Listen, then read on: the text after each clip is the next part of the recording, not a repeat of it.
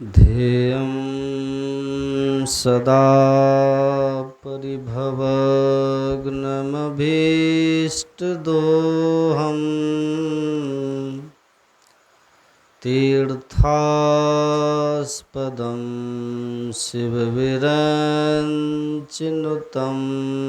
शरण्यम् वृत्त्यार्तेऽहं प्रणतपालभवाब्धिपोतं वन्दे महापुरुषते चरणारविन्दम् अखण्डानन्दबोधाय शिष्यसन्तापहारिणे सच्चिदानन्दरूपाय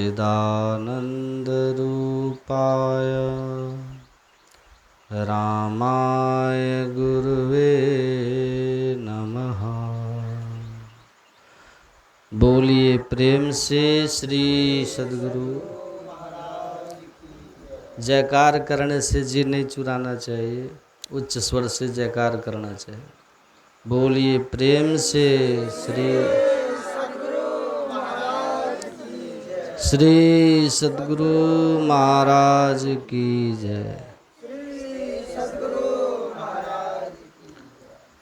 परमाराध्य संत सद्गुरु 20वीं सदी के महान संत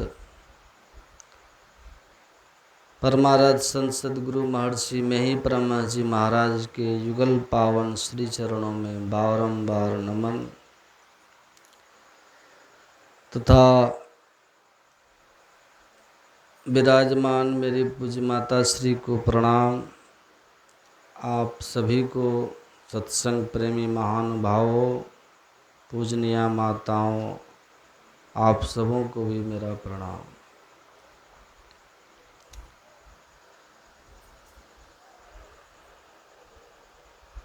हम लोगों को ज्ञात ही है कि कल से ही हम लोग यहाँ कौन जगह है,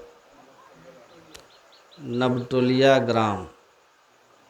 ग्राम नवटोलिया, जिला खगड़िया, यहाँ बैठ कर के आदरणीय श्री बिनो यादव जी, स्वर्गीय बिनो यादव जी के बरखी के शुभ अवसर पर हम लोग यहाँ सत्संग कर रहे हैं। और धर्म ग्रंथ में ऐसा वर्णन है, अगर कोई पापी गंगा में स्नान करे तो माता गंगा अपने जल से पापी के पाप को धो डालती है। गंगा पापम शशि तापम दैन्यम कल्प तरोर हरि। फिर आगे कहते हैं शशि तापम, दिन में सूर्योदय होता है ना, सूर्य की तप्त किरणें संसार में फैलती है तो ताप बढ़ जाती है, गर्मी बढ़ जाती है।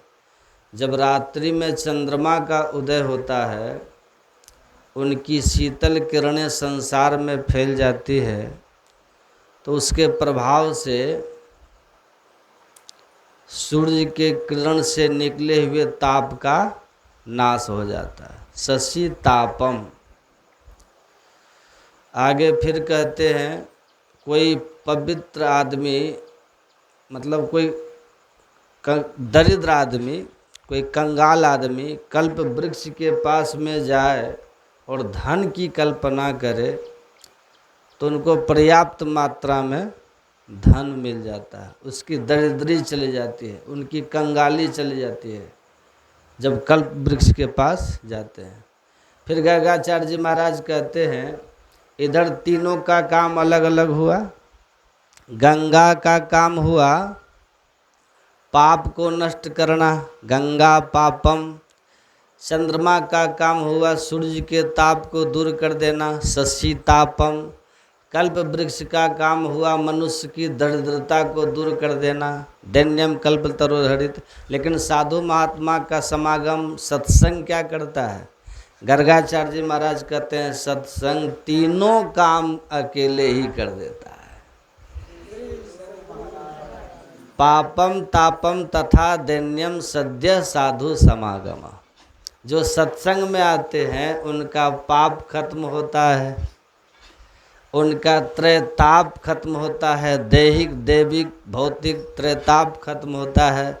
फिर उनके जीवन से दारिद्र्य चला जाता है, उनके जीवन से कंगाली चली जाती है। ये सत्संग का प्रभाव है। सत्संग में आने वाले को ही ये लाभ मिलता है। तो हम सभी लोग अभी सत्संग में आए हैं, संतों के संग में बैठे हैं, सत्संग में बैठे हैं। इसी सत्संग की ये महत्ता है। जो इस सत्संग में सम्मिलित होते हैं उनका पाप खत्म होता है, त्रैताप खत्म होता है, दारिद्र्य खत्म होता है। गोस्वामी तुलसीदास जी महाराज अपने रामायण में लिखने की कृपा की कि सत्संग की महिमा बहुत लंबी चौड़ी है। इसको सुन करके किसी को आश्चर्य नहीं करना चाहिए। सुनी आश्चर्य करे जन कोई, सत्संग गति महिमा नहीं गोई। वाल्मीकि नारद घट जोनी, निज निज मुखन कही निज होनी। जलचर थलचर नभचर नाना, जे जड़ चेतन जीव जहाना। मति की रति गति भूति भलाई, जब जही जतन जहाँ जही पाई। सो जानब सत्संग प्रभाव, लोक हो वेद न आनो पाओ। बहुत सारे लाभ होते हैं सत्संग से, सत्संग में आने से। और गोस्वामी तुलसीदास जी महाराज कहते हैं देखो जी सत्संग क्या है। सत्संग चलता फिरता तीर्थराज प्रयाग है। सत्संग क्या है? चलता फिरता तीर्थराज प्रयाग है। प्रयागराज का मतलब क्या होता है? त्रिवेणी संगम। तो ये चलता फिरता त्रिवेणी संगम है। यहाँ गंगा की धारा बह रही है, जमुना की धारा भी बह रही है, सरस्वती की भी धारा बह रही है। आप लोगों में जितने पुराने सत्संगी हैं उनको इन बातों को सुन करके आश्चर्य नहीं होगा। लेकिन जो पहली बार सत्संग में आए हैं, नए नए लोग हैं, उनको आश्चर्य लगेगा कि यहाँ पर गंगा की धारा, जमुना की धारा, सरस्वती की धारा बह रही है। गंगा जमुना सरस्वती की धारा में से एक भी धारा तो यहाँ दिख नहीं रहा। अगर यहाँ आ जाएगा तो कोई यहाँ बैठ सकेंगे? पानी में दह जाएंगे, बस जाएंगे। क्या बाबा बोल रहे हैं? याद रखिएगा आप लोग, सत्संग में तीनों धाराएं बहती हैं, पानी के रूप में नहीं, वाणी के रूप में है। तीनों धारा, गंगा की धारा, जमुना की धारा, सरस्वती की धारा, तीनों धाराएं बह रही हैं, लेकिन पानी के रूप में नहीं, वाणी के रूप में, है ना। सत्संग में ये तीनों धाराएं बहती हैं। किस रूप में बहती है?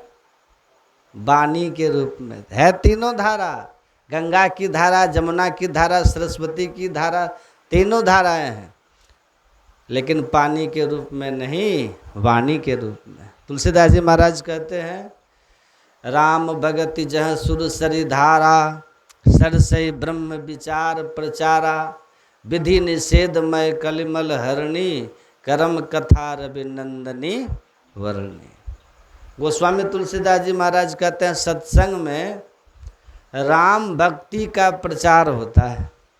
सत्संग में कहा जाता है अपना कल्याण चाहने वाले प्राणी को राम की भक्ति करनी चाहिए, अर्थात ईश्वर परमात्मा की भक्ति करनी चाहिए। साथ साथ इस सत्संग में सगुण ब्रह्म की चर्चा होती है, अवतारी महापुरुषों की भी चर्चा होती है, उनकी कथा होती है। यही है गंगा की धारा, राम भक्ति का प्रचार, सगुण ब्रह्म की चर्चा। सत्संग में ये गंगा की धारा है। और इसी सत्संग में निर्गुण निराकार ब्रह्म की भी चर्चा होती है। निर्गुण निराकार ब्रह्म की जब चर्चा होने लग जाए, जब वेदांत कथन होने लग जाए, जिस ब्रह्म को, जिस परमात्मा को लोग इंद्रियों के माध्यम से नहीं आत्मा के माध्यम से जानते हैं, जो इस पर ईश्वर परमात्मा प्रकृति के अणु परमाणु में समाकर अपना स्तर सबसे ऊपर रखे हैं, जब उनकी चर्चा होने लग जाए तो समझ लीजिएगा सरस्वती की धारा बह रही है। जब यहाँ पर पाप पुण्य की चर्चा होने लग जाए, विधि निषेध की चर्चा होने लग जाए, तो समझ जाइएगा ये जमुना की धारा बह रही है। सत्संग में ये तीनों धाराएं बहती है, खास करके संत मत के सत्संग में बहती है। और सत्संग में बहे या नहीं बहे, लेकिन संत मत के सत्संग में ये तीनों धाराएं बहती हैं। और याद रखिएगा, जो संत मत के सत्संग में उपस्थित हो जाते हैं, सद्गुरु महाराज जी ने कहा और महापुरुषों ने कहा, ऐसे व्यक्ति को गंगा जमुना सरस्वती में स्नान करने का पुण्य फल प्राप्त हो जाता है।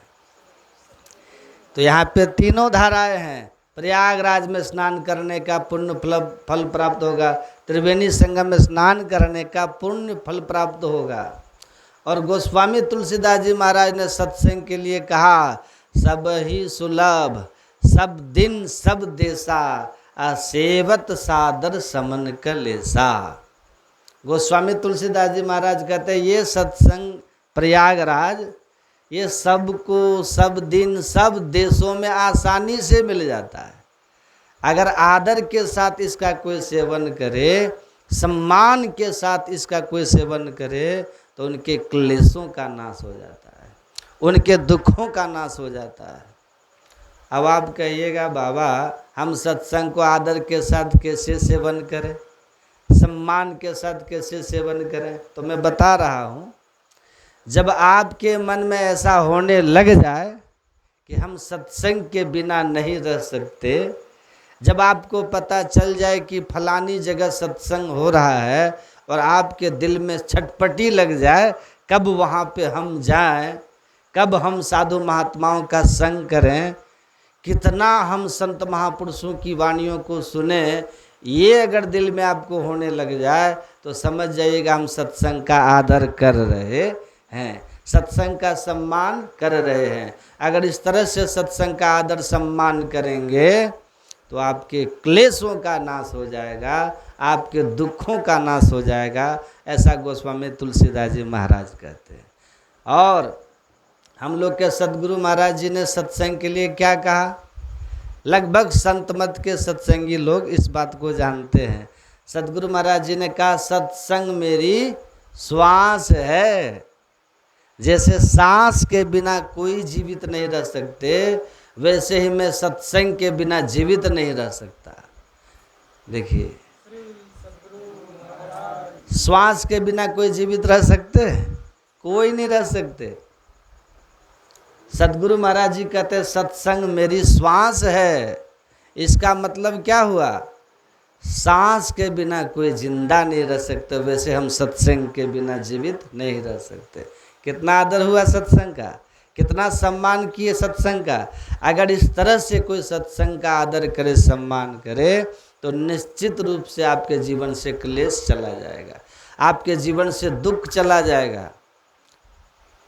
और हम लोग जैसा कि सद्गुरु महाराज जी ने सत्संग करने के कहा, वैसा अगर करें, गुरु महाराज जी ने कहा नित्य प्रतिदिन सत्संग करना चाहिए, ध्यान भी करना चाहिए। इससे क्या होता है? आपका कल्याण होगा, आप सभी दुखों से छूटेंगे, सभी क्लेशों से छूटेंगे, सभी विपत्तियों से बचेंगे। इसलिए गुरु महाराज कहते हैं, नित्य प्रति सत्संग कर ले प्यारा, तेरा कार सरे सारा। अकाम सर्व कामो मोक्ष काम उदारधि, तीव्रेण भक्ति योगेन यजेत पुरुषं परम। आप सकाम हो या निष्काम हो, मानव शरीर उपासना के लिए ही मिला है। इसको व्यर्थ वासनाओं में ही यूं ही बर्बाद नहीं करना चाहिए। जो मानव तन पा करके भी भगवान की उपासना आराधना नहीं करते हैं वो नर पशु कहलाते हैं। पुरुष सब पशु। ऐसे पुरुष पशु की प्रशंसा 4 पशुओं के द्वारा की जाती है। बहुत ध्यान से सुनिएगा। नर पशु की प्रशंसक 4 कौन है? सविटवरा होष्ट खरई संस्कृत पुरुष पशु। सविटवरा होष्ट खरई, सबसे पहला प्रशंसक है श्वान, कुत्ता। ये किसकी तारीफ करता है? कुत्ता। जब हम छोटी छोटी सी बातों पर आपस में लड़ने लगते हैं, झगड़ने लगते हैं, गाली गलौज करते हैं ना, तो कुत्ता जब हमको झगड़ते देखता तो मन में खुश होता कि भाई शकल सूरत भले ही हमसे न मिले पर स्वभाव तो हमारे ही खानदान का मिल रहा है। दूसरा कुत्ता दूसरे मोहल्ले से निकल नहीं सकता है, कोई लड़ाई नहीं झगड़ा नहीं, फिर भी सब हाथ धो के पीछे पड़ जाते हैं अनावश्यक। तो ऐसे लोगों से कुत्ते बड़े खुश होते हैं अपना सजातीय गुण देख करके।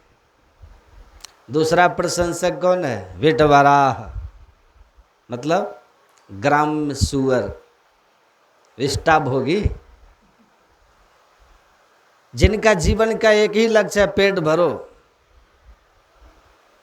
कहीं से भी मिले, कुछ भी मिले, कैसा भी मिले, झूठ बोल के मिले, धोखा दे के मिले, ठग करके मिले, पर पेट भरो।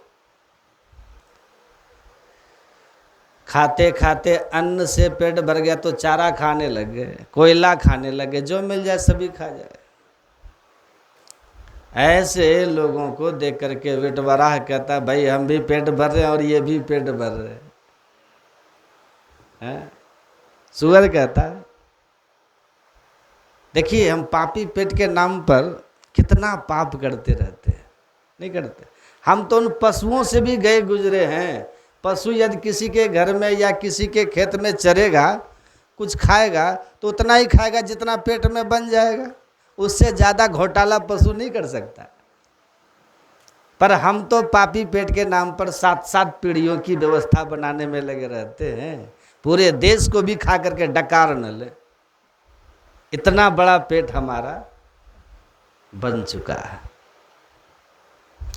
तो वो विटवराह सुअर ऐसे पापियों की प्रशंसा करता है जिनके जीवन का कोई उद्देश्य ही नहीं, कोई लक्ष्य ही नहीं, केवल पापी पेट के लिए जी रहे हैं, घोटाले कर रहे हैं। तीसरा प्रशंसक है ऊंट। ऊंट थोड़ी सी पद प्रतिष्ठा पैसा प्राप्त हो गया तो गर्वे न तुंगस्य, अहंकार में सीना ताने मुंह उठाए चले जा रहे हैं। साधु संत विद्वानों को प्रणाम करने में भी पोजीशन खराब हो जाती है।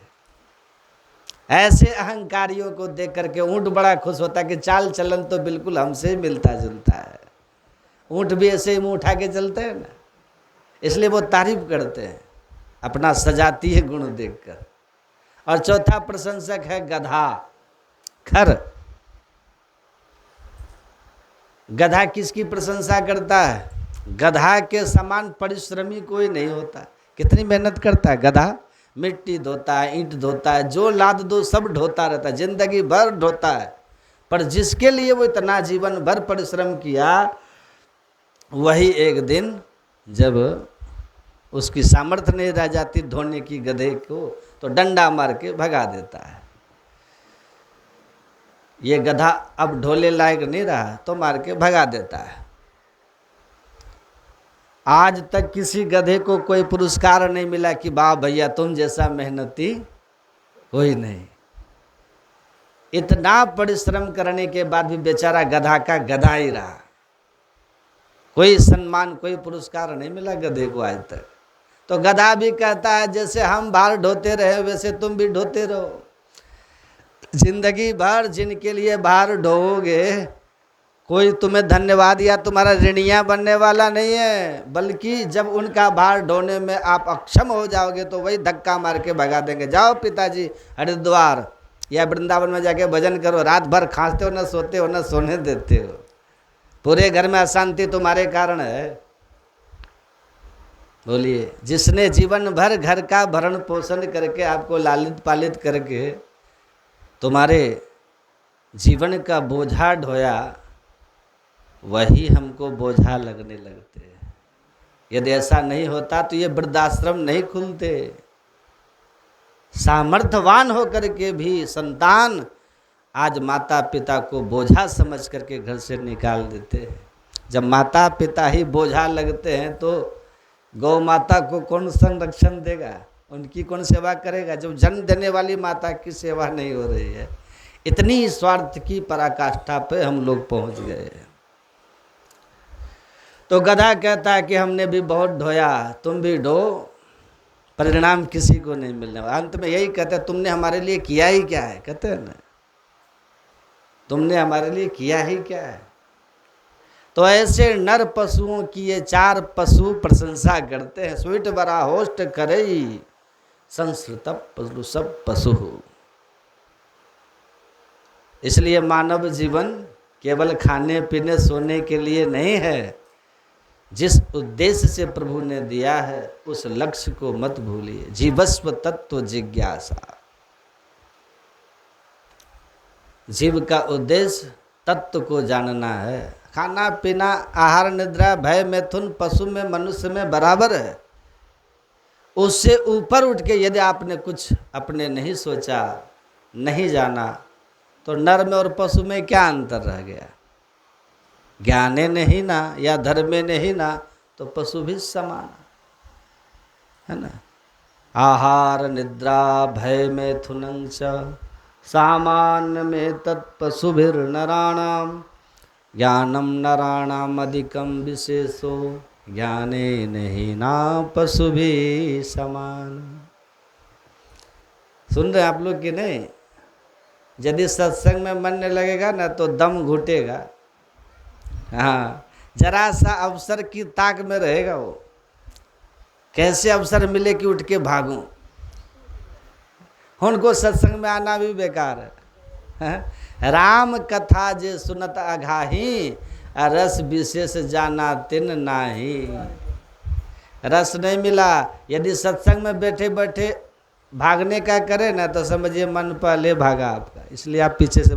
एक जगह ऐसे सत्संग हो रहा था तो बहुत भीड़ थी, बहुत भीड़ थी। एक बूढ़ी माता जी उधर से आई दौड़ते दौड़ते, अब भीड़ को चीरते जाके बीच में बैठ गई। बीच में, सुनिए इधर माता जी इधर घूम जाइए, आपको बोल रहे हैं इधर घूम जाइए। उधर दीवार तरफ मुंह क्यों कर दिए, उधर कौन है। श्रोता वक्ता ज्ञान निधि। श्रोता को काम क्या है, श्रोताओं का काम है वक्ता को देखें और ध्यान से सुने। एक बूढ़ी माता जी आई, बीच में आके बैठ गई। अब बैठी और सुनने लग गई। अब बाबा प्रवचन कर रहे। अब वो बूढ़ी माता जी थोड़ी देर तक सुनी और सुनते सुनते रोने लग गई। आंख से भट भट आंसू गिरने लगे। बाबा ने जैसे देखा, ओहो ये माता जी धन्यवाद के पात्र है, असली एक श्रोता हमको मिल गई। जो राम भगवान ने कहा ना, दूसरी रति मम कथा प्रसंगा, सत्संग को प्रेम से सुनना चाहिए। गद गद गिरा नयन बह नीरा हैं। तो ये माता जी सच्ची श्रोता मिल गई। ये बैठ के देखिए सुन भी रही हैं, अब प्रेम से रो भी रही हैं। श्रोता हो तो ये माता जी की तरह हो। बाबा बड़े गदगद है। अरे एक श्रोता मिला काकभुसुंडी को तो गरुड़ जी, देखिए राम कथा हो गई। एक श्रोता मिला भगवान शंकर को माता पार्वती जी, कितनी कथाएं चल गईं। एक श्रोता मिला याज्ञवल्क्य जी को भरद्वाज जी, कितनी कथाएं चल गईं।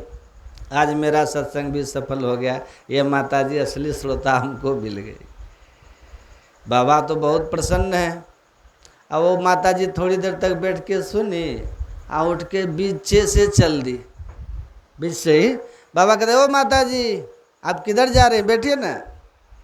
हाँ बाबा आप जा रहे हैं। अरे कितना प्रेम आपको सत्संग से, आप कितना भाव से सुन भी रही थी, रो भी रही थी, कहाँ चल दी। आपको तो बहुत प्रेम है। कहा बाबा हमको प्रेम उरेम कुछ नहीं है सत्संग से। तो प्रेम नहीं है, कितना बढ़िया से बैठी थी, सुन रही थी, रो भी रही थी, तो प्रेम की निशानी यही है। कहा प्रेम की निशानी नहीं बाबा। तो फिर आई थी क्यों माता जी? कहा क्या बताएं बाबा, मेरे पास में एक बकरी थी, बकरी, अब बकरी को बाड़ी में घास चरने के लिए ठोक दिए थे किल्ला में रस्सी बांध कर। अब बकरी कल्ले से गायब हो गई है, वही बकरी ढूंढने के लिए हम इधर आए थे। तो आपका सत्संग चल रहा था तो सोचे कि चलो टाइम पास कर लेते हैं। आपका सत्संग सुन करके टाइम पास करने के लिए आए बाबा। आप बात तो अच्छा अच्छा कह रहे थे तो सुनने में अच्छा लगा तो बैठ करके सुनने लग गई।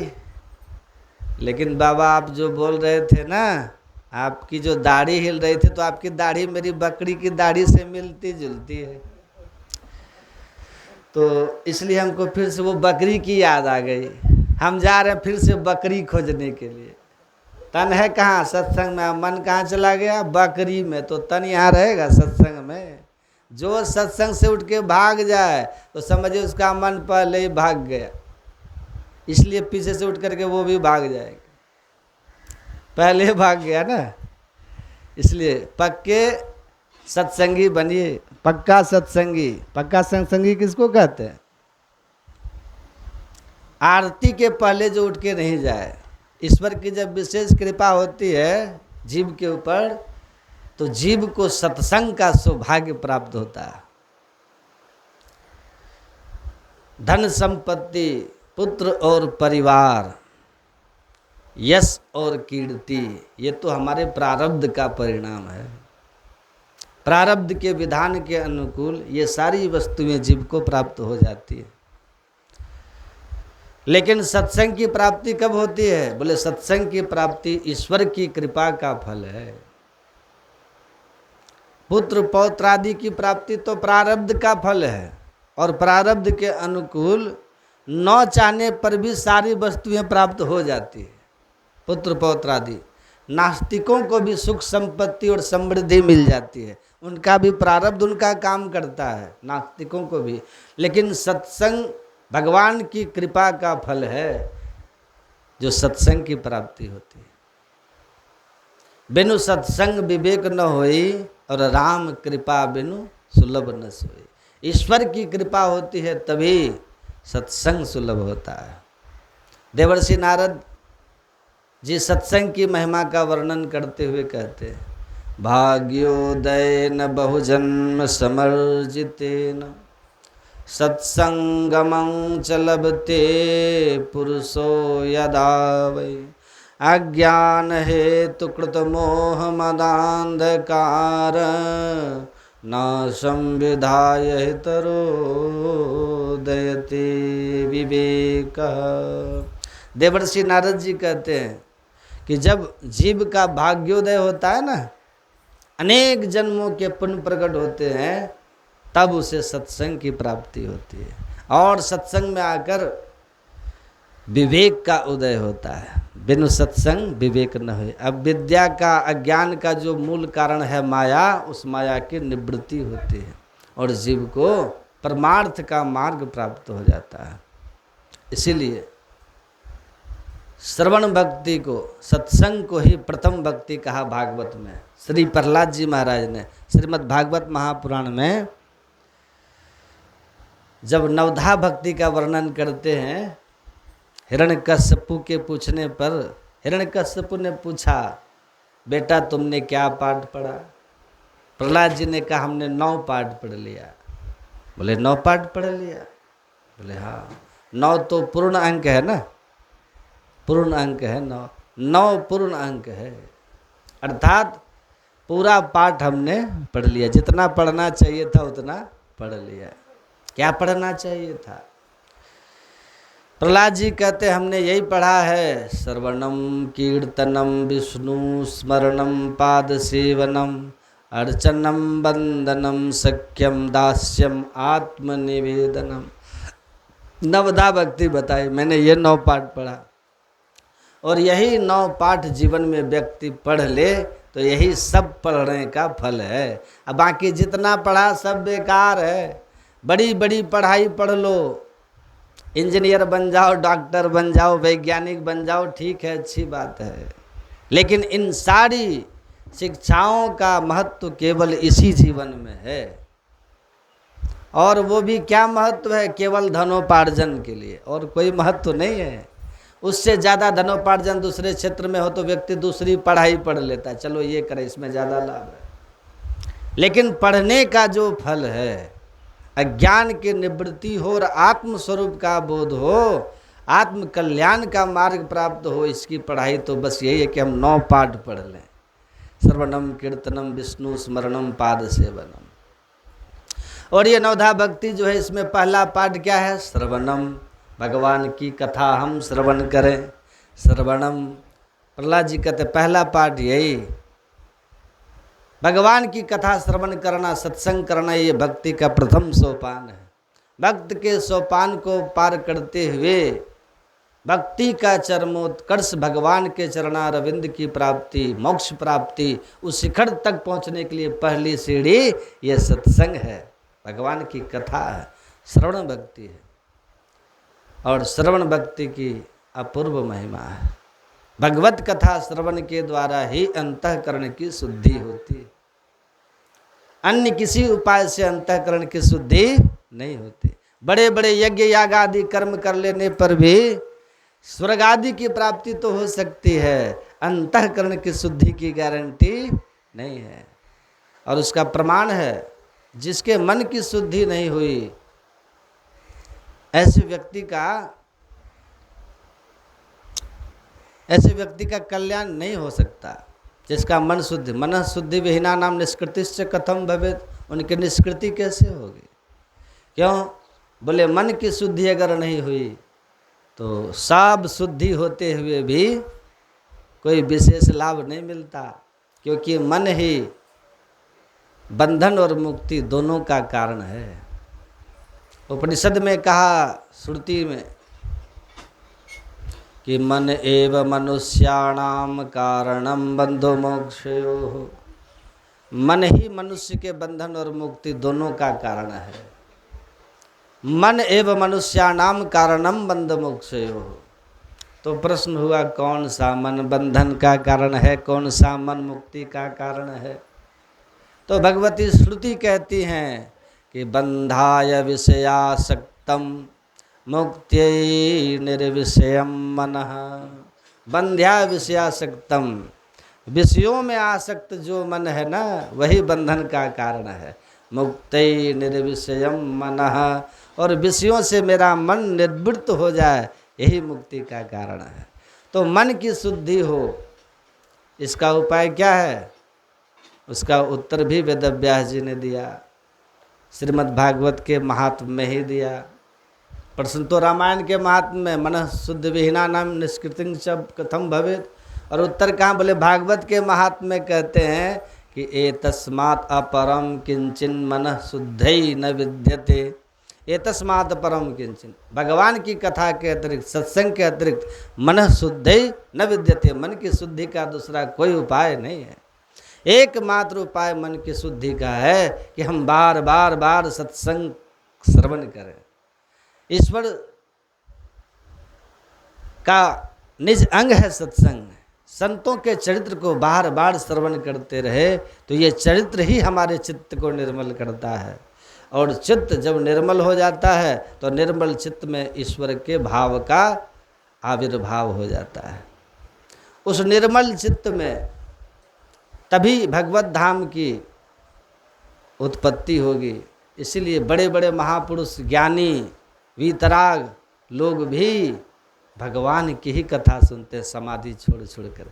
जब तक जीवन में सत्संग नहीं मिलेगा तब तक विवेक नहीं हो सकता। विवेक उस ज्ञान को कहते हैं जिस ज्ञान के द्वारा सत असत, उचित अनुचित, ग्राह्य त्याज्य का हम भेद समझ सकें, है ना। उस ज्ञान का नाम है विवेक।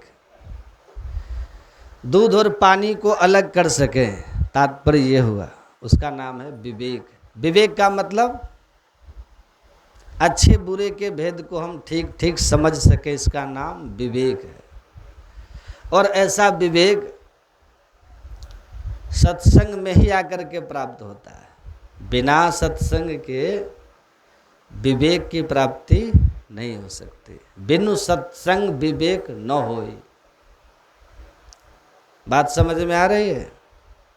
बिना सत्संग के विवेक नहीं होगा, तो फिर सत्संग कैसे होगा? तो गोस्वामी जी कहते हैं कि राम कृपा बिनु सुलभ न सोई। जब तक भगवान की कृपा नहीं होगी तब तक सत्संग नहीं मिलेगा। और जीवन में सत्संग मिल रहा है तो समझ लो ईश्वर की कृपा आपके ऊपर हो चुकी है। ईश्वर की कृपा का यही परिणाम है कि आप सत्संग में पहुंच गए, आ गए। यानी तो लोग तो बहुत हैं, लेकिन किसको फुर्सत है सत्संग में आने का? और सत्संग में आने पर बड़ी बड़ी समस्याएं भी होती, बाधाएं भी आती हैं सत्संग आने के लिए। गोस्वामी तुलसीदास जी महाराज कहते हैं कि यही सर आवत अति कठिनाई। इस सत्संग रूपी सरोवर में आने के लिए कोई जीव अगर चलता है, आना चाहता है, तो अनेक कठिनाइयाँ भी आती हैं। यही सर आवत अति कठिनाई। और अगर आप आ गए तो समझ लो ईश्वर की कृपा से आ गए। राम कृपा बिनु आई न जाई। राम की कृपा के बिना कोई सत्संग में आ ही नहीं सकते। और कितने लोग तो आते हैं, लेकिन आने के बाद भी उन्हें सत्संग का लाभ नहीं मिल पाता, वो सुन नहीं पाते हैं। यही सर आवत अति कठिनाई, राम कृपा बिनु आई न जाई। जड़ता जाड़ विषम उर लागा, गए उन मज्जन पाव अभागा। गोस्वामी तुलसीदास जी महाराज कहते हैं कि कुछ अभागे प्राणी ऐसे भी होते हैं जो सत्संग में पहुंच तो जाते हैं, जिस किसी भी प्रकार से आ तो जाते हैं, लेकिन यहाँ आने पर उनको जड़ता का जाड़ा लगने लगता है। जड़ता जाड़ विषम उर लागा, गय न मज्जन पाव अभागा। ध्यान से सुनिएगा। जैसे कोई व्यक्ति परिश्रम करके, मेहनत करके, टिकट बनवा करके यहाँ से तीर्थराज प्रयाग पहुँच जाए, और प्रयागराज में इलाहाबाद जनवरी के महीने में जब कड़ाके की ठंडी पड़ती है, उस समय मौनी अमावस्या का स्नान वहाँ पे लोग करते हैं नहीं। और वहाँ जाने के बाद उसको जाड़ा लगने लग जाए, बाद में बैठिए, बीच में डिस्टर्ब मत कीजिए। वहाँ जाने के बाद उसको जाड़ा लगने लग जाए और फिर हिम्मत नहीं हो कपड़े उतारने की, तो जा करके भी वो स्नान नहीं कर पाते। उसी प्रकार से जड़ता जाड़ विषम उर लागा, गयो न मज्जन पाव अभागा। जो अभागे प्राणी होते हैं ना, वो सत्संग रूपी सरोवर में पहुंच तो जाते हैं, लेकिन अज्ञान का जाड़ा उनको इतना पकड़ लेता है कि उनका मन सत्संग में लग नहीं पाता है, ध्यान से सुन नहीं पाता। तर्क कुतर्क से बुद्धि उनको विचलित करते रहती है, और सत्संग रूपी सरोवर में वो स्नान नहीं कर पाता है। और अगर आप आ गए, सुन रहे हैं, ध्यान से समझ रहे हैं, तो समझिए डुबकी लगा रहे हैं। ईश्वर की कथा में अपने मन को स्नान कराया तो समझ लो आप बड़भागी हैं। ईश्वर की आपके ऊपर प्रत्यक्ष कृपा बरस रही है, यही कृपा का परिणाम है। राम कृपा बिनु आई न जाई। आप सभी बड़भागी हैं कि अपने व्यस्ततम समय से इतना समय निकाल कर ईश्वर की मंगलमयी चर्चा श्रवण कर रहे हैं, सत्संग सुन रहे हैं। जीव का परम धर्म क्या है? इस मानव जोनि को प्राप्त करके ईश्वर के चरणारविंद को प्राप्त करें, मोक्ष प्राप्त करें। इसीलिए ये मानव शरीर मिलता है। कल सुना रहे थे ना आपको, अन्य जीवन जो है ना, पशु पक्षियों का जो जीवन है, भोजन शयन और संतान की उत्पत्ति, ये सब तो पशु भी करते हैं, नहीं करते हैं?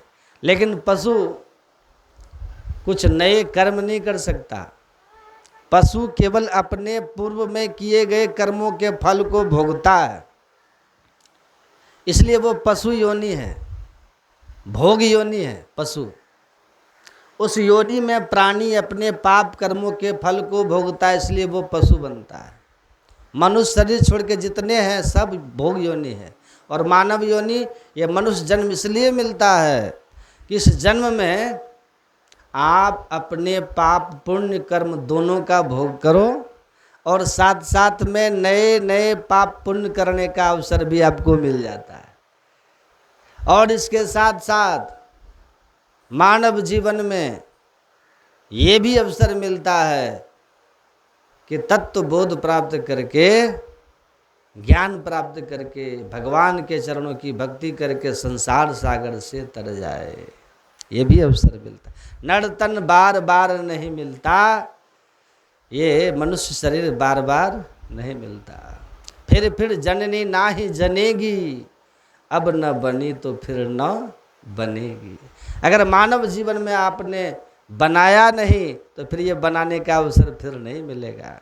बार बार संतों ने, महापुरुषों ने चेताया है, चेतावनी दी, संभल जाओ। अगर इस जन्म में आपने अपना नहीं बना लिया तो फिर ये अवसर मिलेगा फिर नहीं। मिलेगा कि नहीं मिलेगा पता नहीं, लेकिन संतों का काम है चेतावनी देते रहो, है ना। जैसे चौकीदार होता है ना, चौकीदार का क्या काम है? चौकीदार क्या करता है? वो घूमता रहता है रात्रि में गली गली में और कहता है जागते रहो, जागते रहो, कहता है ना। चौकीदार का काम है कि वो जगाता रहता है आपको। एक महात्मा कहते थे ये संत लोग कौन है? बोले संत लोग भी चौकीदार हैं, इसलिए हम चौकी पे बैठते हैं, चलो चौकीदार हैं। और आप लोग? बोले आप लोग जमीन पर बैठे हो इसलिए जमींदार हो, हैं। जो चौकी पर बैठे वो चौकीदार और जो जमीन पे बैठे वो जमींदार। तो जमींदार की प्रॉपर्टी कहीं लूट न जाए, इसलिए चौकीदार का काम है कि आपको जगाता रहता है, जागते रहो, जागते रहो। संतों का यही काम है, समाज को जगाना। अपनी संस्कृति को, संस्कार को समझिए और ईश्वर के चरणों में मन को लगाइए। ये संसार जो दिख रहा है ना, ये क्षणिक है। अनित्यम सुखम लोकम इमं प्राप्य भजस्व माम। भगवान कहते हैं ये संसार अनित्य है, ये नित्य नहीं है। आज आपको दिख रहा है और कब आंख बंद हो जाए सब छूट जाएगा, एक क्षण में सब कुछ छूट जाएगा। ऐसी स्थिति में अपने मन को, अपने चित्त को ईश्वर के चरणों में, गुरु के चरणों में लगा लें, यही मानव जीवन का परम फल है। मनुष्य जीवन प्राप्त करने का यही परम उद्देश्य है। भगवान के चरणों की भक्ति, गुरु की भक्ति हमें प्राप्त करनी। और इस भगवान तो भक्ति से ही प्रसन्न होते हैं, भगवान भक्ति से ही प्रसन्न होते हैं। और भगवान तो भक्ति से ही न प्रसन्न होते। भक्त्या तुष्यति केवलम न च गुणैः भक्ति प्रियो माधव। भगवान भक्ति से ही प्रसन्न होते हैं। भक्ति का मतलब क्या है? प्रेम, निस्वार्थ प्रेम, स्वार्थ रहित प्रेम, यही है भक्ति। उसी को भक्ति कहते हैं। और बाकी जो भक्ति है ना, बोले वो तो स्वार्थ वाली है महाराज। मंदिर में गए, 2 पैसे का फूल चढ़ा दिया, फोकट का पानी चढ़ा दिया, भगवान के ऊपर चढ़ाया और कहा महाराज हमारा ये काम करो, करोड़ों का काम भगवान से मांग लेते। तो ये भक्ति नहीं है, ये व्यापार है। इसको व्यापार कहा। भगवान से व्यापार मत करो, भगवान से तो प्यार करो। क्या करो? प्यार में समर्पण होता है और व्यापार में लेन देन होता है, नहीं। इसलिए श्रीमद् भागवत महापुराण में जब नरसिंह भगवान की कथा आई तो नरसिंह भगवान जब खंभे से प्रकट हुए गर्जना करते हुए प्रसन्न नरसिंह भगवान जब प्रकट हुए, हिरण्यकश्यप का वध कर दिया, भक्त प्रहलाद ने भगवान के चरणों में साष्टांग प्रणाम किया और कहा, प्रभु आपके चरणों में मैं प्रणाम करता हूँ, मेरे ऊपर कृपा करो। तो भगवान बड़े प्रसन्न हुए और भगवान ने कहा, प्रहलाद वरदान मांगो, क्या चाहते हो। आज मैं प्रसन्न हूँ तुम्हारे ऊपर, ऐसी विषम परिस्थिति में भी तुमने मेरा भजन नहीं छोड़ा। इतने दुख आए तुम्हारे ऊपर, लेकिन तुमने मेरी भक्ति नहीं छोड़ी। प्रहलाद, तुम्हारे इस समर्पण से मैं बहुत प्रसन्न हूं। वरदान मांगो, क्या चाहते हो। यहां तक भगवान ने कहा, कुछ भी मांग लो प्रहलाद, कहो तो आज मैं तुमको ब्रह्मा बना दूं। ब्रह्मा जी को आवश्यक रिटायरमेंट दे दिया जाए, उनको सेवानिवृत्ति दे दी जाए, तुमको ब्रह्मा बना दे। कहो तो भगवान शंकर का जो पद है, भगवान शंकर को भी सेवानिवृत्त कर दे, उनका पद तुमको दे। इससे बड़ा पद और क्या हो सकता है, जो मांगो। लेकिन भक्त प्रहलाद जी ने क्या कहा, बहुत ध्यान से सुनिए। भक्त प्रहलाद जी ने भगवान से कहा, प्रभु यस्त आशीष आशास्ते न सभृत्य सबई बणिक।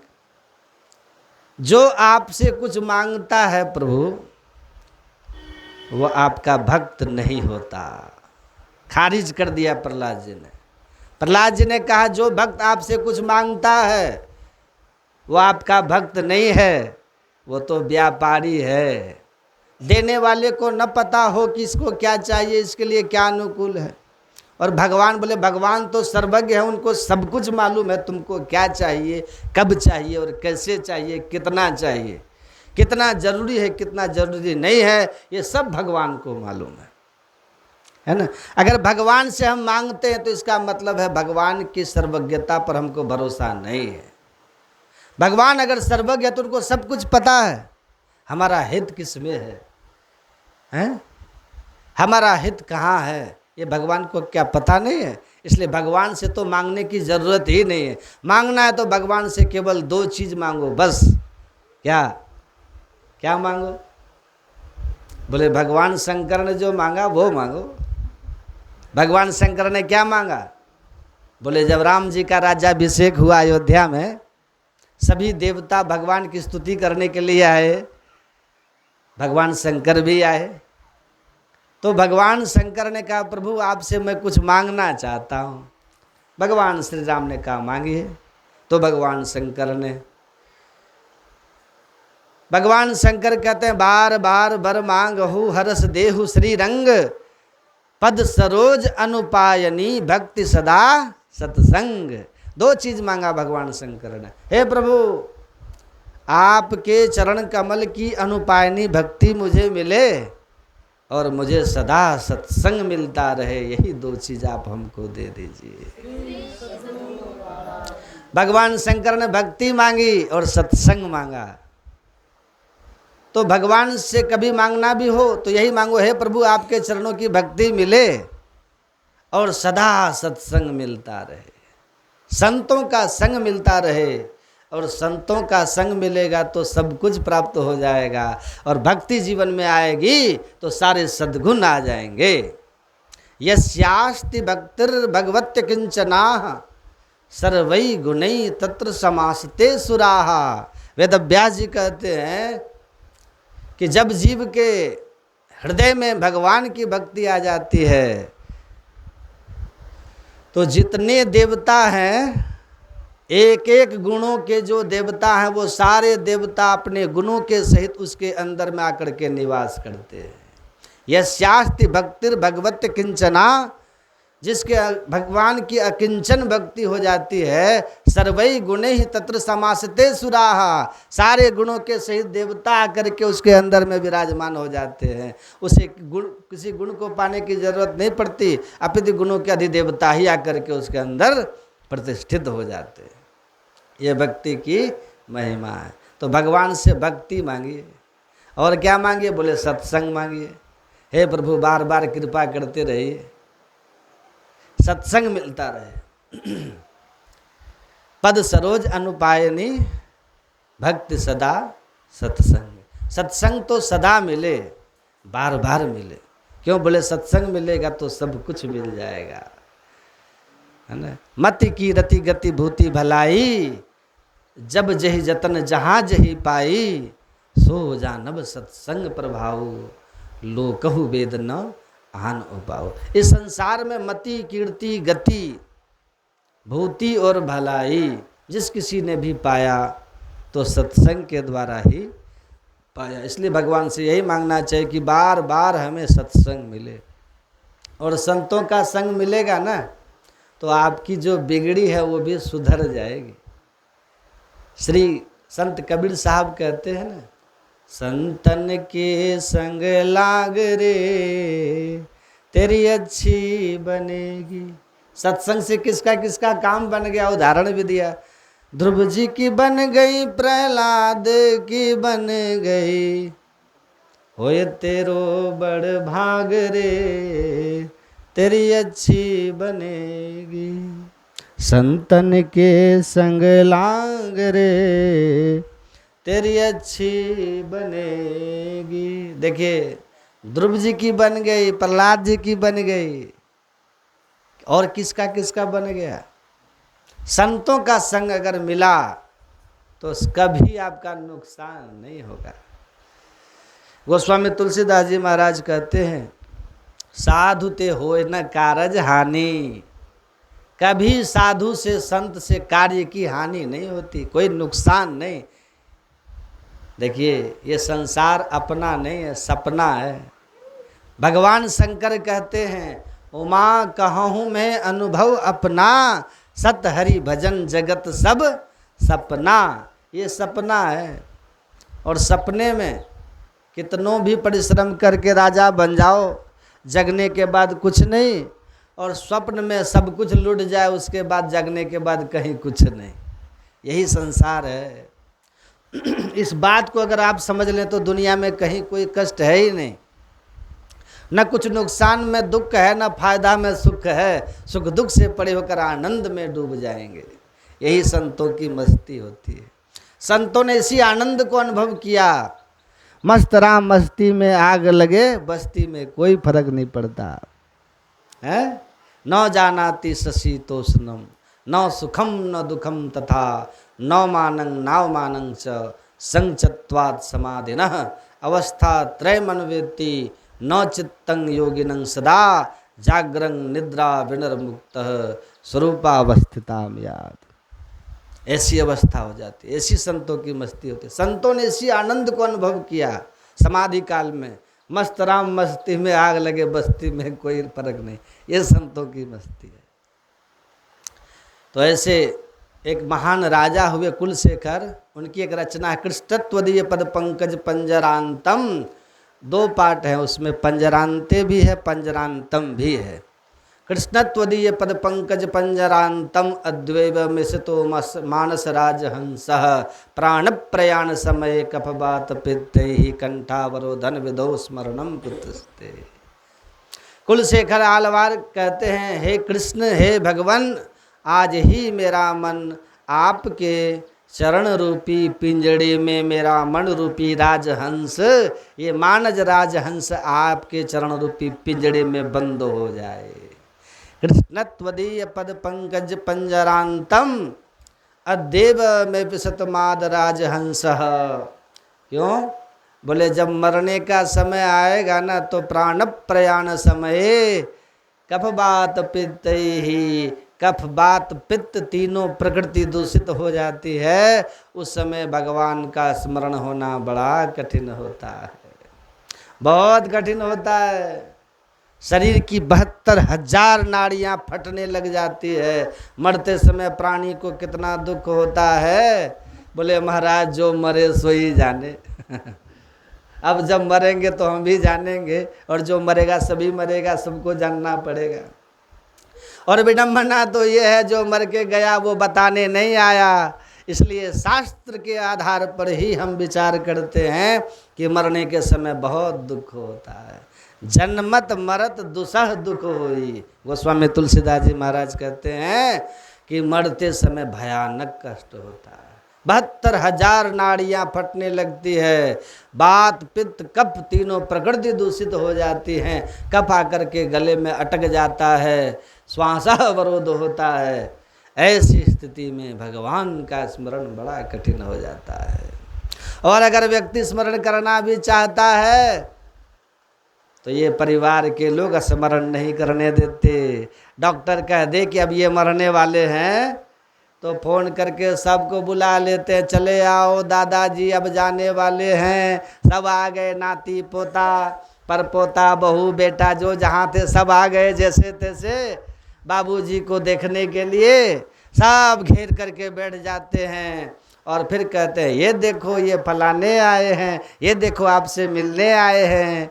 वह व्यक्ति मरते समय अगर भगवान का स्मरण करना भी चाहता है तो परिवार के लोग, संसार के प्राणी उसे भगवान का स्मरण नहीं करने देते, अपना स्मरण करवाते हैं। देखो हम आ गए, देखो हम आ गए, अपना स्मरण करवाते हैं। ये देखो हम आ गए, ये अमुक भी आए हैं, आपसे मिलने आए हैं, आपको देखने आए हैं। ये कह कह करके उस व्यक्ति को भगवान का स्मरण छुड़वा करके व्यक्तियों का स्मरण करवाते हैं, अपने मोह के कारण, अज्ञानता के कारण। उचित तो ये होना चाहिए किसी का प्राणांत होने लग जाए, तय हो जाए कि अब ये मर ही जाएगा, उस समय वहाँ पर कोई भी प्रपंच की बात नहीं करनी चाहिए, संसार की कोई बात नहीं करनी चाहिए। भगवान की चर्चा कीजिए, सत्संग कीजिए, जप कीजिए, गीता का पाठ सुनाइए, रामचरितमानस का पाठ सुनाइए, चरणामृत पिलाइए, ईश्वर का नाम लीजिए। इस प्रकार का वहाँ वातावरण उपस्थित करना चाहिए जिससे उस जीव को भगवान का स्मरण हो जाए और वो भगवान का स्मरण करते हुए दुनिया से चला जाए। इसी के लिए तो सारा साधन है। जन्म जन्म मुनि जतन कराही, अंत राम कही आवत नाही। इस चौपाई का एक अर्थ लोग ये भी कर लेते हैं कि जन्म जन्म मुनि जतन कराही, अंत राम कही आवत नाही। जन्म जन्म मुनि लोग जतन करते हैं लेकिन अंतिम समय में राम जी का नाम मुख में नहीं आता है। ये सीधा सीधा अर्थ लोग समझ लेते हैं, लेकिन इसका विशेष अर्थ ये है कि जन्म जन्म मुनि जतन कराही। जन्म जन्म से मुनि लोग जब जत्न करते हैं तो अंत राम कही, अंतिम समय में राम जी का अगर स्मरण हो जाता है तो आवत नाही, फिर वो जीव संसार में नहीं आता है, सदा के लिए मुक्त हो जाता है। ये तात्पर्य है इसका। जन्म जन्म मुनि जतन कराही, अंत राम कही, फिर आवत नाही। अगर उसने राम नाम कह लिया, भगवान का नाम स्मरण कर लिया तो फिर संसार में नहीं आता। यही भगवान नाम की महिमा है। गीता में भी भगवान कहते हैं यम यम वाप स्मरण भावन तजन तंते कलेवर तम तमेव वेति कौन्तेय सदा तद्भाव भावितः। मरते समय जो जिस भाव का स्मरण करता उसी भाव को प्राप्त हो जाता है। तो मरते समय भगवान का स्मरण हो, उस जीव को ये प्रयास करना चाहिए। लेकिन परिवार के लोग अपना स्मरण करवाते हैं। और उससे भी बड़ी विडम्बना तो ये होती है जब वो मर जाता है, उसका प्राण निकल जाता है, तब उसके बगल में बैठ कर के लोग कहते हैं राम नाम सत्य है, राम नाम सत्य। अरे यही राम नाम सत्य पहले बताया होता, जब वो जिंदा था, जब मर गया तब कह रहे हो राम नाम सत्य। अब तो सुनने वाला गया, जिसको सुना रहे हो वो तो चला गया, पहले सुनाना चाहिए था। लेकिन लोग कहते हैं राम नाम सत्य है। एक महात्मा कहते थे संसार का धोखा है।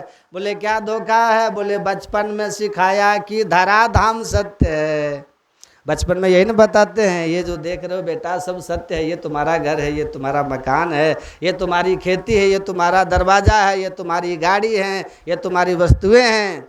संसार यही बताता है। बचपन में सिखाया कि धराधाम सत्य है, जवानी में बताया कि अर्ध काम सत्य है।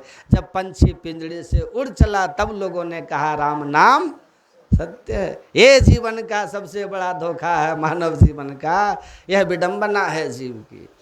तो भगवान के चरणों में आज ही हम लोगों का मन लग जाए। कृष्णत्वदीय पद पंकज पंजरांतम अद्येव मैं विशतुमाद राजहंसः प्राण प्रयाण समय कफबात पितैहि कंठावरोधन विदौ स्मरणम कुतस्ते। कहाँ आपका स्मरण होगा। इसलिए हे प्रभु आपके चरणों में मेरा मन लग जाए, मैं आपको प्रणाम करता हूँ। एक बात इस संदर्भ में और कह दें, देखिए भगवान का स्मरण जीव करे ये बहुत उत्तम बात है, लेकिन अगर सच्चे मन से उसने ईश्वर की भक्ति किया, गुरु की भक्ति किया, आत्मसमर्पण किया, शरणागति की, तो अंतिम समय में अगर वो भगवान का स्मरण न कर सके तो चिंता की बात नहीं है। भगवान कहते हैं कि मेरा भक्त, समर्पित भक्त, शरणागत भक्त अगर मरते समय मेरा स्मरण न कर सके तो मैं ही उसका स्मरण कर लेता हूँ। ये भगवान का वचन है और वराह पुराण का वचन है। भगवान वराह कहते हैं यदि वातादि दोषे न भक्ता माम च विस्मरेत। भगवान कहते हैं कि यदि वात पित्त कफादि दोष के कारण भक्त मुझे भूल जाए, यदि वातादि दोषे न भक्ता माम च विस्मरेत अहम स्मरामि मद भक्तम नैमामि परमाम गतिम। मैं उस भक्त का स्मरण कर लेता हूँ, उसे परम गति प्रदान कर देता हूँ। इसलिए भगवान की शरण में आ जाने पर, शरणागति कर लेने पर अंतिम स्मृति की भी कोई बहुत आवश्यकता नहीं रह जाती है। भगवान कहते अहम स्मरामि मद भक्तम नैमामि परमाम गतिम। बात एक ही है, जीव भगवान का स्मरण कर ले, चाहे भगवान जीव का स्मरण कर ले, चाहे ककड़ी पर चक्कू गिरे, चाहे चक्कू पे ककड़ी गिरे, कटना तो ककड़िए को है। चाहे जीव भगवान का स्मरण कर ले, चाहे भगवान जीव का स्मरण कर ले, सदगति तो जीव को ही प्राप्त होनी है और जीव की परम गति हो जाती है। तो कहने का मतलब कि ईश्वर को प्रणाम करना, अभिवादन। अभिवादन हम संसार में भी जो अभिवादन करते हैं, ये अभिवादन एक शिष्टाचार है। अभिवादनशीलस्य नित्यम वृद्धोपि से विनः चत्वारि तस्य वर्धन्ते आयुर्विद्या यशो बलम। ये पंक्तियाँ आपने सुनी होगी। किसी के अभिवादन से जीव को 4 चीज़ें प्राप्त हो जाती है, आयु, विद्या, यश और बल। ये तो लौकिक फल है, परंतु अभिवादन यथार्थ रूप में समस्त प्राणियों के अंदर अंतर्यामी रूप से विद्यमान जो परमात्मा है, उन परमात्मा का ही अभिवादन किया जाता है। सिया राम मैं सब जग जाने, करहूँ प्रणाम जोड़ी जुग पानी। इस भाव से हम प्रणाम करते हैं। और प्रणाम का कितना महत्व है, हमारे आचार्य लोग कहते हैं अंजलि परमा मुद्रा क्षिप्रम देव प्रसादिनी। ये अंजलि मुद्रा ऐसी मुद्रा है जो तुरंत देवता को, इष्ट को, श्रेष्ठ को प्रसन्न कर देती है। अंजलि परमा मुद्रा क्षिप्रम देव प्रसादिनी। ये अंजलि मुद्रा शीघ्र प्रसन्नता प्रदान करने वाली है। इस मुद्रा का बहुत महत्व है। महाराज न्यायाधीश आपको सजा सुनाने वाला हो, लेकिन हाथ जोड़ लो उसके सामने, झुक जाओ, तो उसे भी दया आ जाती है। ये अंजलि परमा मुद्रा क्षिप्रम देव प्रसादिनी, ये प्रसन्न कर देने वाली मुद्रा है ये। और ये प्रणाम, अभिवादन ही हम परमात्मा को कर सकते हैं। इससे ज़्यादा हम परमात्मा के लिए और क्या कर सकते हैं? और हम क्या कर सकते हैं, क्या दे सकते हैं? सब वस्तु तो परमात्मा की ही दी हुई है, क्या हम उसको दे सकते हैं? अजब हैरान हूँ भगवन तुझे कैसे रिझाऊँ मैं, न वस्तु ऐसी है जिसे सेवा में लाऊं मैं।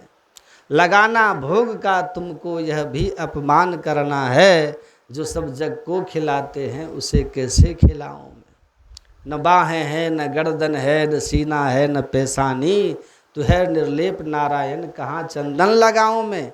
तू ही व्यापक है फूलों में, तू ही व्यापक है मंदिर में, भला भगवान को भगवान पर कैसे चढ़ाऊं मैं।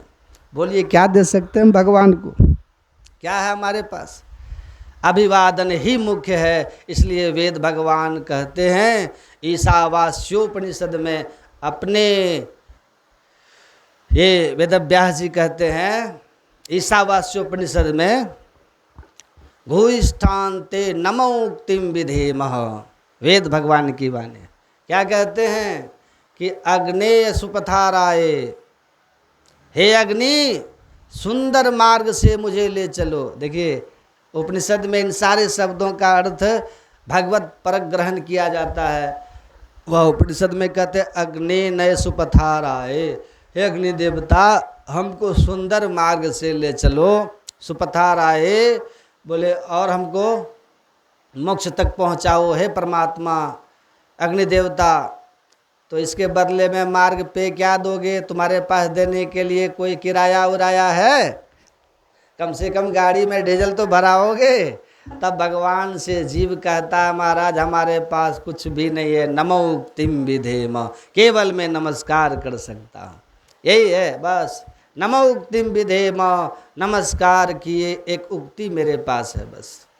और ये नमस्कार जो है, अभिवादन जो है, ये नमस्कार का कितना महत्व है। बोले भाव से नमस्कार हम भगवान को इष्ट को करें। नमः, नमः का मतलब नौ मने नहीं, म मने मेरा, मेरा कुछ नहीं है। बोले किसका? बोले रामाय, राम का, है ना। कब हुक करी करुणा नर देही, कभी ईश्वर करुणा करते हैं तो ये मानव शरीर देते हैं, ये भी उनका दिया हुआ है। सर्वोत्तम योनि है मानव योनि, इससे बढ़ कर के और कोई योनि नहीं हो सकती। लेकिन ये सब होते हुए भी इसमें एक कमी है। बोले कमी क्या है? बोले कब आपके हाथ से ये बाजी चली जाए इसका कोई ठिकाना नहीं है। बहुत अच्छा शरीर मिला है, मानव योनि मिला है, सब सोचने समझने और करने की क्षमता है आपके अंदर में, लेकिन अगले क्षण जिंदा रहिएगा कि नहीं रहिएगा इसका कोई ठिकाना है। यही इसकी कमी है, इसका ये बिग पॉइंट है। प्रहलाद जी कहते हैं दुर्लभम मानुषम जन्म, ये मनुष्य जन्म बहुत दुर्लभ है, लेकिन अध्रुव है, अनिश्चित है, कब चला जाए कोई ठिकाना नहीं। क्षण भंगुर जीवन की कलिका, कल प्रात को जाने खिली न खिली, रट ले हरि नाम अरी रसना, फिर अंत समय में ये हिली न हिली। अंतिम समय में ये जिब्या मेरी हिलेगी, राम का नाम ले पाएगी, इसका क्या ठिकाना है। लोग कहते हैं महाराज हम बुढ़ापे में भजन करेंगे। बोले बुढ़ापे में क्या भजन करोगे? बुढ़ापे में कोई भजन होता है? बुढ़ापे में मुंह में एक भी दांत नहीं रहेगा। राम राम कहोगे तो आम आम निकलेगा, राम भी नहीं कह पाओगे। मुंह में एक भी दांत नहीं, राम राम कहो तो आम आम निकले, और राम कहने की हिम्मत भी नहीं होगी। क्यों? बोले कभी कमर में दर्द, कभी घुटने में दर्द, कभी पेट में दर्द, कभी कहीं दर्द, नाना प्रकार की व्याधियां उस समय जब घेर लेती है तो व्यक्ति अपने व्याधि से ही मुक्ति की सोचता है, भगवान का स्मरण कहाँ होता है।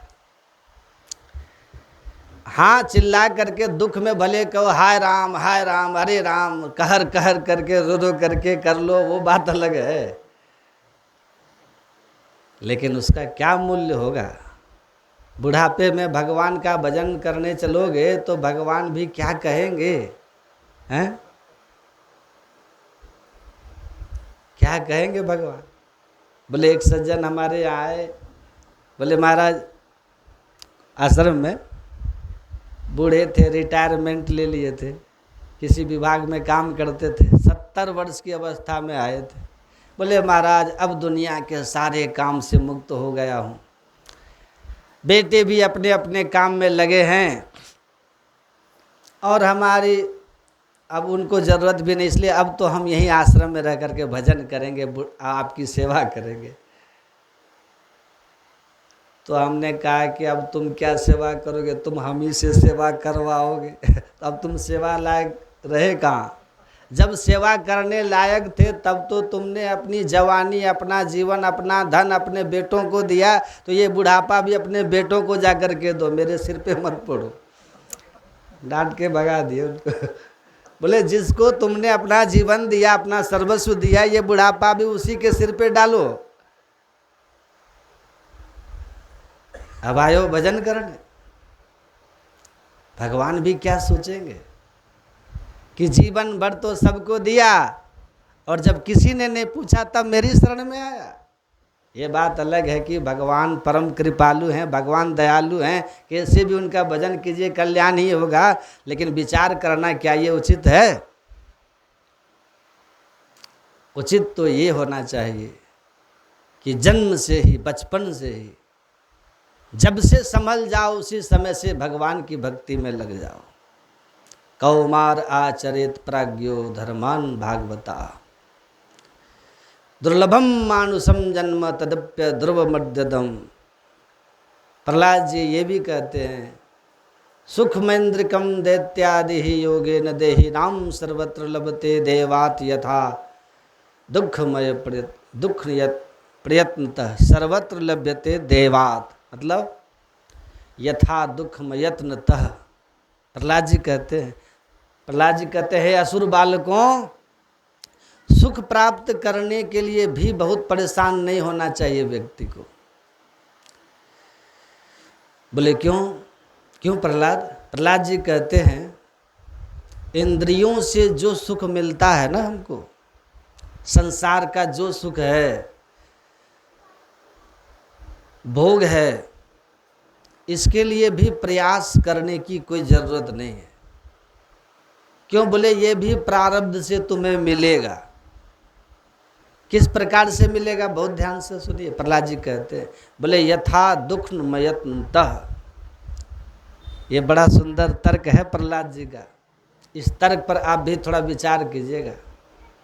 यथा दुःखमयत्नतः, कोई भी संसार का व्यक्ति, अज्ञानी से भी अज्ञानी व्यक्ति, दुख प्राप्त करने के लिए कोई यत्न करता है, कोई प्रयास करता है?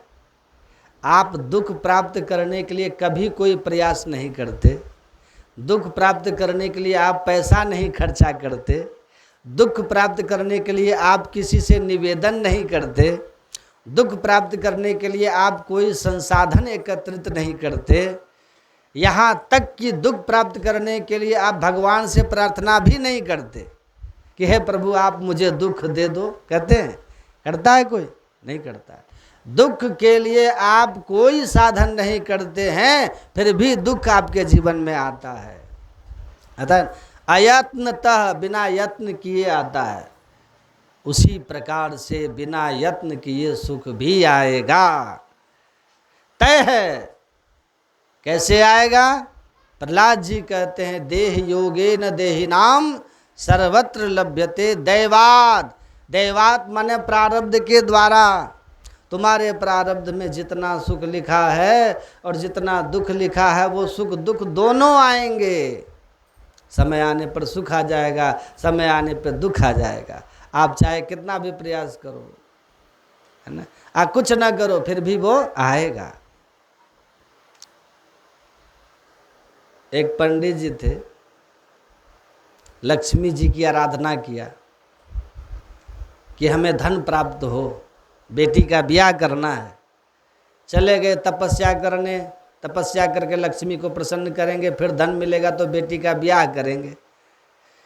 अब आराधना करने में उनको बरसों लग गया पंडित जी को। गांव के लोगों ने देखा पंडित जी पता नहीं कहाँ गायब हो गए, तो गांव के लोगों ने ही मिलजुल करके पैसा बटोरा और एकत्रित करके बेटी का ब्याह कर दिया। बेटी चली गई ससुराल ब्याह करके। पंडित जी की तपस्या उधर पूरी हुई, लक्ष्मी जी प्रसन्न हो गई। लक्ष्मी जी ने कहा वरदान मांगो।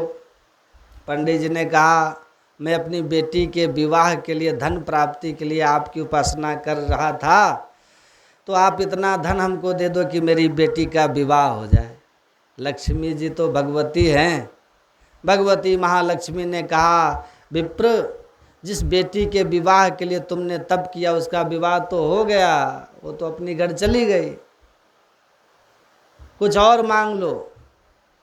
तब पंडित जी ने कहा अब हमें कुछ नहीं चाहिए, बेटी के विवाह के लिए ही चिंता थी, तो वो बेटी का विवाह हो गया, अब हमें कुछ नहीं चाहिए। लक्ष्मी जी ने कहा तुमने कर्म किया है, तपस्या किया, इसका फल तो तुम्हें लेना ही पड़ेगा। तुमने आराधना हमारी की है तो इसका भोग तुम्हें भोगना पड़ेगा। पंडित जी ने कहा हम नहीं लेंगे। लक्ष्मी ने कहा इसका फल तो तुम्हें भोगना ही पड़ेगा, तुम्हारे विधान में है। पंडित जी ने कहा क्या भोग है इसका? बोले इसका भोग यही है कि 1 वर्ष तक तुमको राजा बन करके राज्य सुख भोगना है। पंडित जी ने सोचा ये लक्ष्मी जी भी क्या बोलती है, 1 वर्ष तक राजा बन करके राज सुख, मेरे जैसे दरिद्र को कौन राजा बनाएगा, कहाँ मैं राजा बनने जा रहा हूँ, ये तो कल्पना से परे की बात है।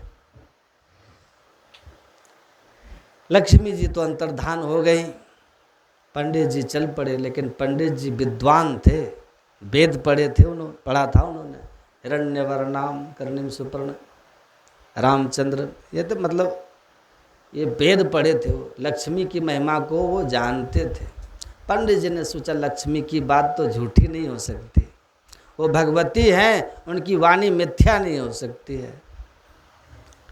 अब 1 वर्ष के लिए हमको राजा बनना पड़ेगा, राजा बन करके मैं राज सुख भोगूंगा, हमारा ब्राह्मण धर्म नष्ट हो जाएगा।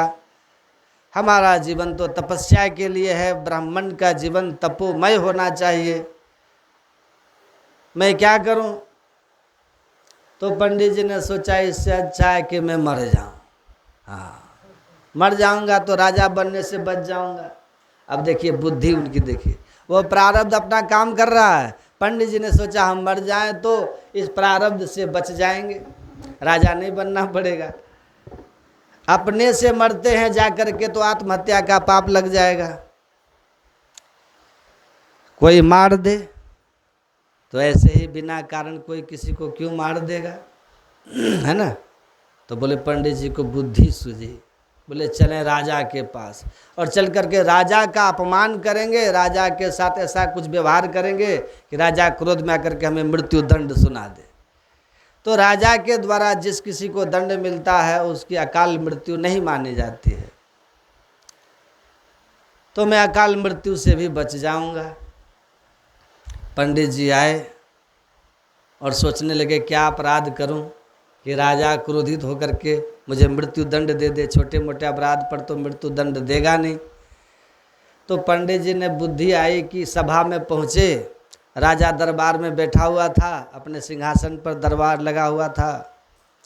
उधर पंडित जी ने अपना जूता उतारा और खींच करके राजा को मारा, 1 जूता।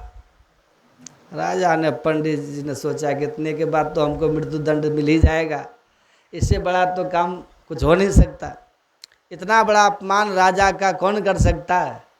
जूता फेंक करके मारा, लेकिन जूता आते देखकर राजा ने सिर ऐसे कर लिया, जूता जाकर के छत्र के डंडे पे लगा धड़ाक से, जो सिंहासन में छत्र लगा हुआ था, और उसी छत्र के डंडे में एक सर्पिनी, एक नागिन घूम रही थी राजा को काटने के लिए, दंश करने के लिए।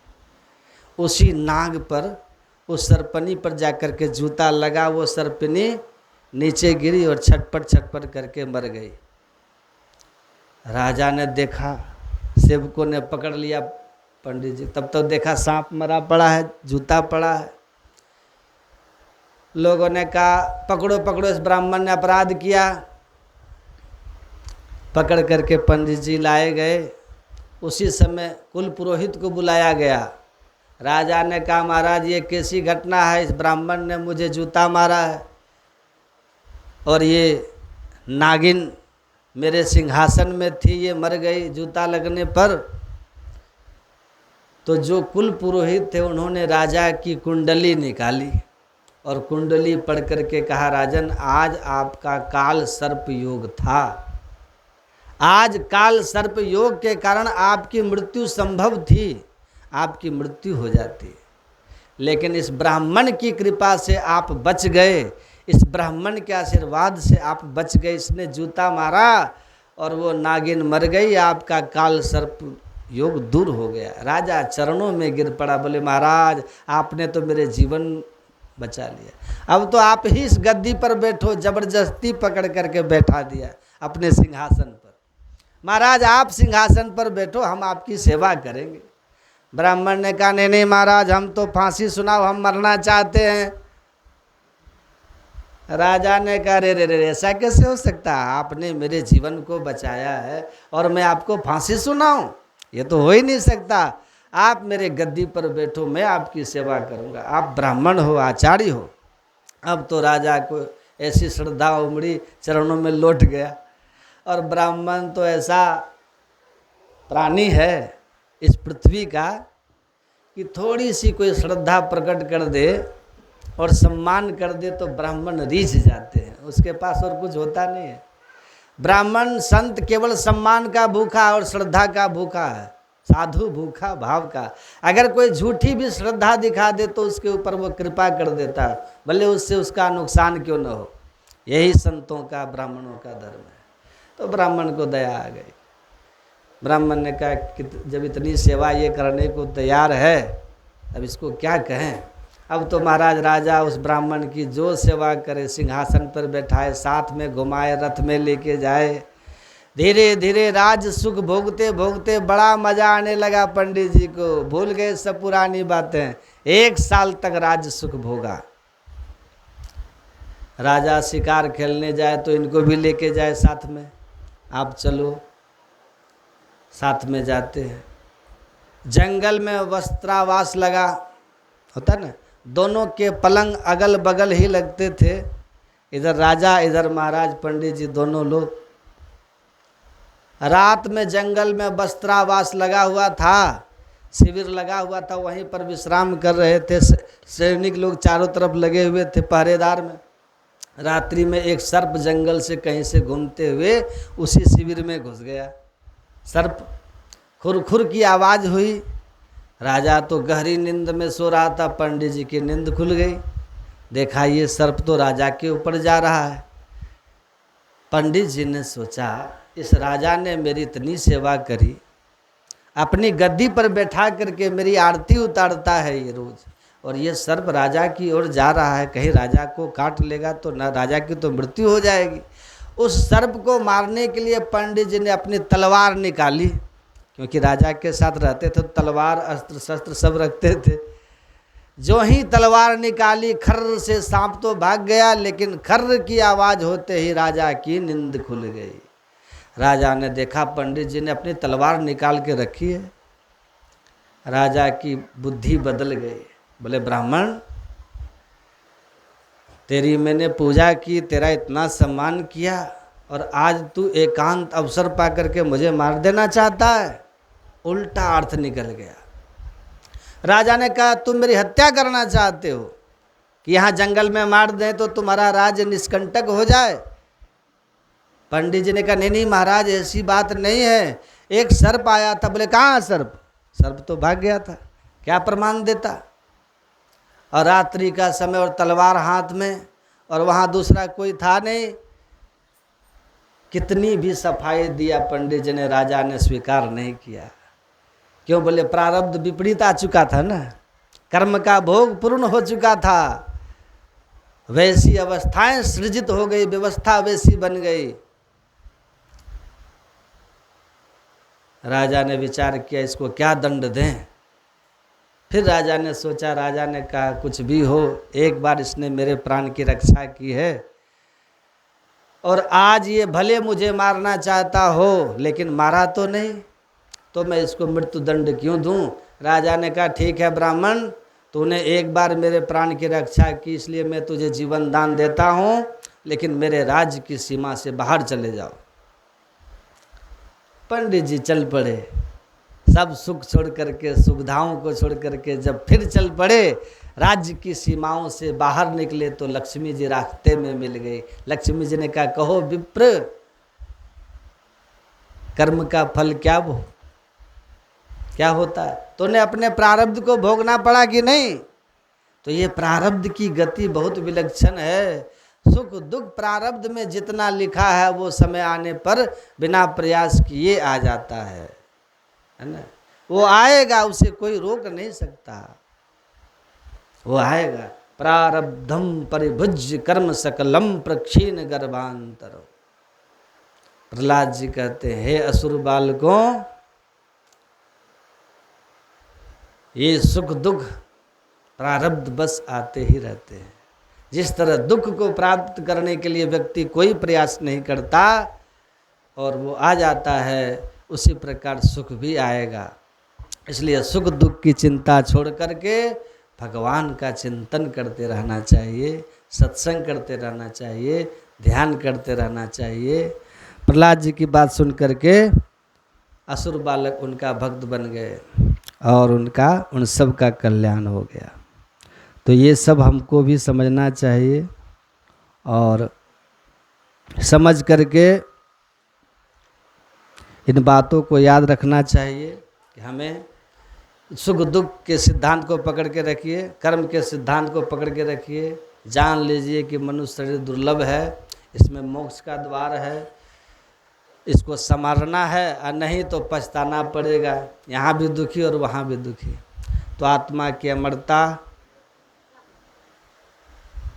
कर्म के सिद्धांत ने धर्म बनाया। जितने भी कर्म कांड बने, जो भी सार्थक हैं, उन सब के पीछे यही दो सिद्धांत काम करता है। इसलिए इसको जानिए, समझिए, संत अनुभव किए, ग्रंथ में लिखे और अपने जीवन को सार्थक कीजिए। हमारे माननीय श्री सुभाष जी नाम है ना आपका, मुकेश जी अपने पिता के नाम पर यहाँ सत्संग किया। आज इनकी बरखी थी, कल थी, तो उनके नाम से यहाँ सत्संग हुआ। तो हम लोग अपना मूल काम करें, ध्यान करें, सत्संग करें। सत्संग में दीक्षा लिए थे कि नहीं? तब दीक्षा भी लिए हुए थे, संत मत के दीक्षा भी लिए थे। तो जीवन ठीक ठाक ही होगा। आप समाज के लोग हैं, जानते ही होंगे, नहीं? तो है ना। तो जब इनका पुत्र इतना अच्छा है तो वो कितना अच्छा होंगे। संस्कार तो उन्हीं का तो इन पर आया है।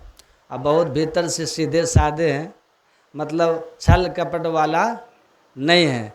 और जिसको छल कपट नहीं है तो भगवान राम के निर्मल मन जन सो मोहि भावा।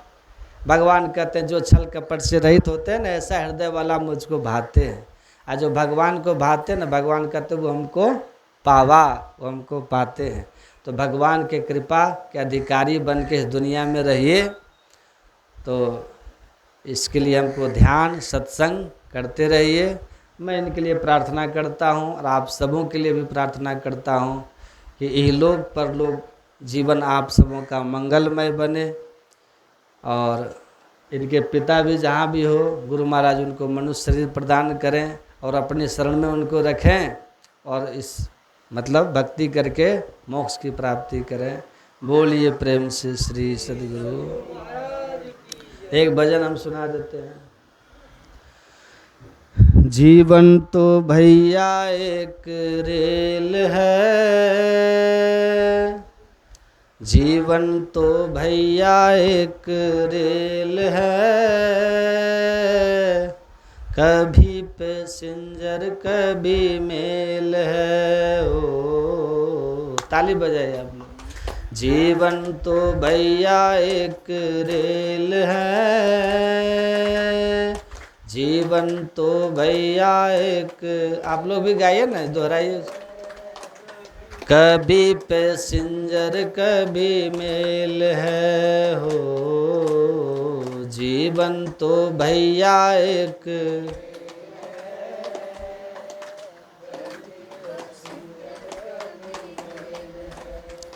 सुख दुख की पटरी पे दौड़ लगाती है, मंजिल तक हमको ये पहुंचाती है हो। सुख दुख की पटरी पे दौड़ लगाती है, मंजिल तक हमको ये पहुंचाती है। सांसों का जब तक इसमें तेल है, सांसों का जब तक इसमें तेल है, कभी पैसेंजर कभी मेल है हो। जीवन तो भैया एक रेल है, कभी पैसेंजर कभी मेल है हो। अच्छे कर्मों का टिकट कटा लेना, अच्छे कर्मों का टिकट कटा लेना, मांगे जो टीटी तो दिखला देना, अच्छे कर्मों का टिकट कटा लेना। मांगे जो टीटी तो दिखला देना, टीटी मतलब यमराज, अच्छे कर्मों की टिकट कटा लेना। मांगे जो टीटी तो दिखला देना, बिना टिकट तो सीधी जेल है, बिना टिकट तो सीधी जेल है। कभी पैसेंजर कभी मेल है हो, जीवन तो भैया एक रेल है। कभी पैसेंजर कभी मेल है। रिश्ते भी बनते और बिगड़ते हैं, यात्री जो चढ़ते और उतरते हैं हो। रिश्ते भी बनते और बिगड़ते हैं, यात्री भी चढ़ते और उतरते हैं। माया के सिग्नल का ये खेल है, माया के सिग्नल का सब खेल है। कभी पैसेंजर कभी मेल है हो, जीवन तो भैया एक रेल है। कभी पैसेंजर कभी मेल है हो, जीवन तो भैया एक रेल। कभी पैसेंजर कभी। बोलिए प्रेम से श्री सद्गुरु महाराज की, श्री सद्गुरु महाराज।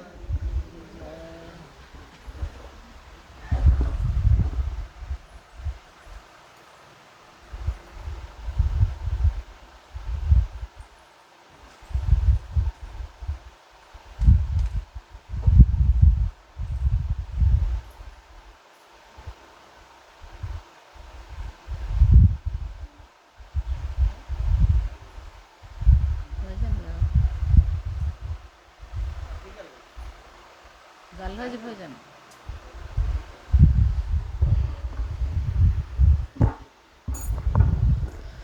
श्री सद्गुरु महाराज की जय, श्री सद्गुरु महाराज की जय, श्री सद्गुरु महाराज की जय। चेते चलो है सखिया, दिवसा भेला है रतिया है, दिवसा भेला है रतिया है। चेता भेला जग से उदास, हार चेती चलो है सखिया, दिवसा बेला है रतिया है, दिवसा बेला है रतिया है। चेता बेला जग से उदास, अरे अब नहीं नैहरा में मना भावे हो सतगुरु, मना भावे हो सतगुरु। भेजे दे हो डोलिया कार, हारे अब नहीं नैहरा में मनो भावे हो सतगुरु, मना भावे हो सतगुरु भेजे दे हो डोलिया कार। हरे कौना रंग डोलिया कौना रंग यो हरिया हो कौना रंग यो हरिया हो कौना रंग बत्तीसो कार। हरे लाल रंग डोलिया सबूजा रंग यो हरिया हो सबूजा रंग यो हरिया है आबे गए